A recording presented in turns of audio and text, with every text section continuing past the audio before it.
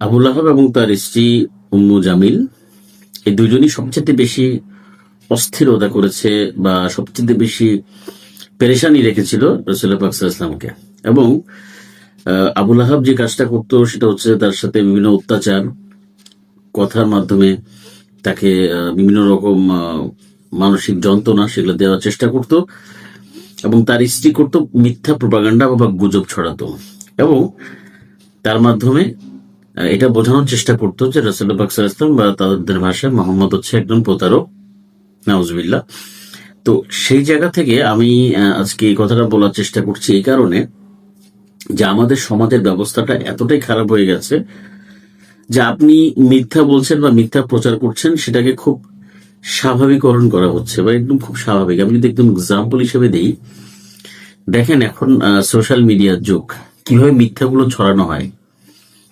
আমার ইচ্ছা হয়েছে সে আমার বিরোধী বা সে আমার পছন্দের লোক নয় বা আমার আত্মীয় যিনি আছে তার সম্পর্কে আমরা ভালো জানি না, তার সম্পর্কে একটা ভালো খারাপ কিছু বলে দিয়ে আমরা দায় সারাবার মানে খুব আনন্দ আমরা পেয়ে গেছি। এবং সেই আনন্দটা কিন্তু উম্মু জামিল পেত। রাসূল পাক সাল্লাল্লাহু আলাইহি ওয়াসাল্লাম সম্পর্কে একটা মিথ্যা কথা যখন ছড়িয়ে দিত তখন সে আনন্দটা পেত। সে আনন্দটা পাওয়ার জন্য সেই কার্যকলাপগুলো করেছে। তো আমাদের সমাজে উম্মু জামিলের মতো লোক রয়েছে, যেটার কারণে সমাজ সবচেয়ে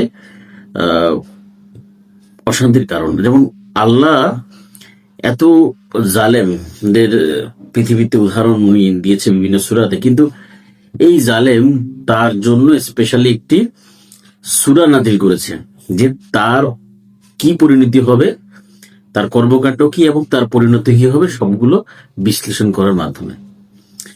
তো তার কেন করেছে? আবুল আহাবরা কি ওখানেই শেষ? না, এইটা উদ্দেশ্যে করেছে যে ভবিষ্যতে এরকম আরো আবুল আহাব আসবে যার মাধ্যমে সমাজে এই ধরনের বিশৃঙ্খলা, মিথ্যা অত্যাচার এবং মিথ্যার গুজব চলে। এটা হচ্ছে যে মূলত আজকের এই অবস্থার বিশ্লেষণ। সমাজ কোথায় যাচ্ছে, কিভাবে যাচ্ছে?